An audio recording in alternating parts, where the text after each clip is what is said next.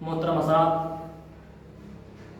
چونکہ یہ مہینہ رجب المرجب کا مہینہ چل رہا ہے، اسی مناسبت سے آئیے میں آپ کے گوشے گزار حضرت خواجہ غریب نواز علیہ الرحمت والرضوان کے ایک ایمان افروز واقعہ آپ کے گوشے گزار کرتا ہوں۔ حضرات محترم، ایک مرتبہ حضرت خواجہ غریب نواز ایک بستی سے گزر رہے ہوتے ہیں، ایک بستی سے جا رہے ہوتے ہیں کہ کیا دیکھتے ہیں کہ کچھ لوگ آگ کے پاس بیٹھ کر کے آگ کی پوجا کر رہے ہیں، آگ کی پرستش کر رہے ہیں، آگ کی عبادت کر رہے ہیں۔ چنانچہ حضرت خواجہ غریب نواز ان پجاریوں سے پوچھتے ہیں، ان عبادت کرنے والوں سے پوچھتے ہیں کہ کیا تم لوگ آگ کی عبادت کر رہے ہو، کیا تم لوگ آگ کی پوجا کر رہے ہو؟ وہ تمامی کے تمامی لوگ کہتے ہیں ہم آگ کی عبادت کر رہے ہیں، ہم آگ کی پوجا کر رہے ہیں۔ تو حضرت خواجہ غریب نواز کہتے ہیں کہ کیا تم اس آگ کی جب پوجا کر رہے ہو تو کیا یہ آگ تمہیں نہیں جلائے گی، کیا یہ آگ تمہیں ٹچ نہیں کر سکتی ہے؟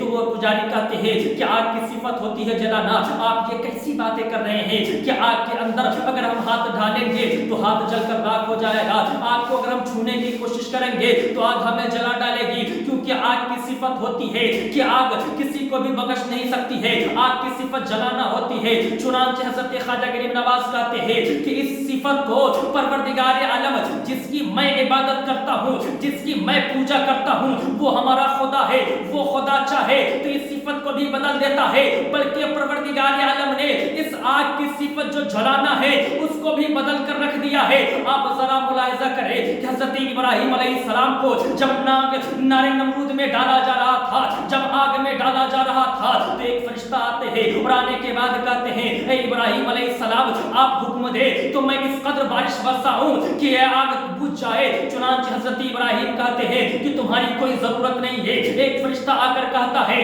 کہ آپ حکم دے کہ میں اس قدر آندھی چلاؤں کہ آندھی کی وجہ سے یہ آگ بجھ جائے۔ چنانچہ حضرت ابراہیم کہتے ہیں کہ آپ کی بھی ضرورت نہیں ہے، کیونکہ جن کی ضرورت ہے وہ مجھے دیکھ رہا ہے، وہ بصیر بھی ہے، وہ نذیر بھی ہے، وہ شاہد بھی ہے، وہ حاضر بھی ہے، وہ تمام چیزوں کو جاننے والا ہے، وہ تمام حالات کو دیکھنے والا ہے، وہ دلوں کے حالات سے بھی واقف ہے، تمام چیزوں کو دیکھ رہا ہے، کیونکہ وہ بصیر بھی ہے، نذیر بھی ہے، تمام چیزوں کو جاننے والا ہے۔ چنانچہ حضرت ابراہیم علیہ السلام کو جب نار نمرود میں ڈالا جا رہا ہے تو پروردگار عالم نے فرمایا یا نار کونی بردم و سلاما علی ابراہیم، کیا یہ آگ حضرت ابراہیم پر تم ٹھنڈی اور سلامتی والا ہو جا۔ تو وہ میرا خدا ہے کہ جس نے آگ کو حکم دیا تو ٹھنڈی بھی ہو گیا، سلامتی والا بھی ہو گیا۔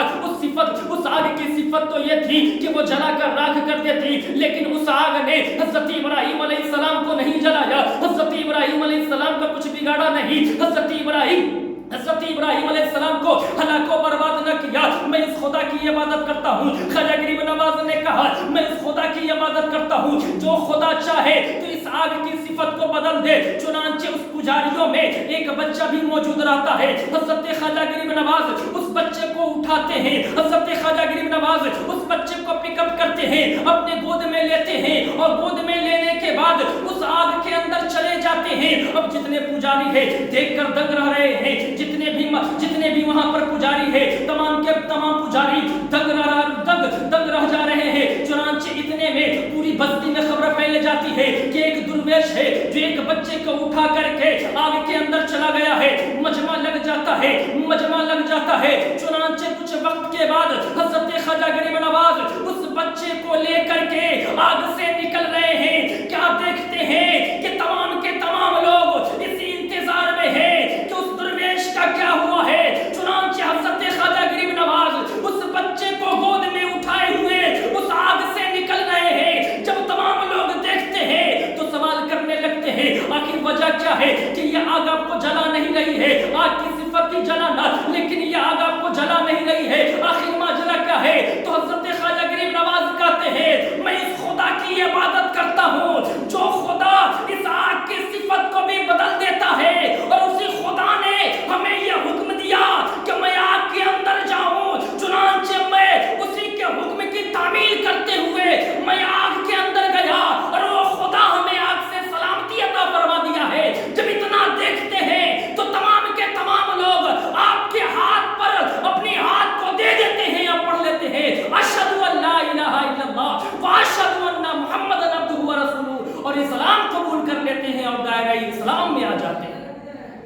حضرات محترم، یہ ہے حضرت خواجہ غریب نواز کی ایک کرامت کہ حضرت خواجہ غریب نواز نے آگ کے اندر جا کر کے پھر سلامتی کے ساتھ آگ سے باہر آیا.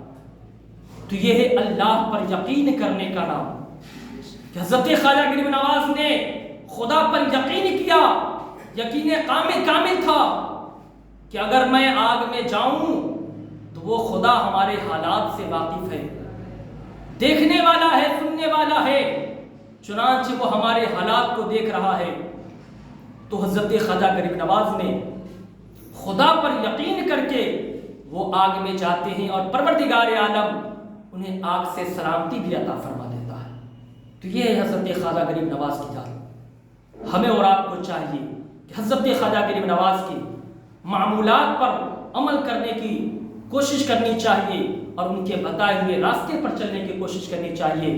وما علینا الا البلاغ. السلام علیکم.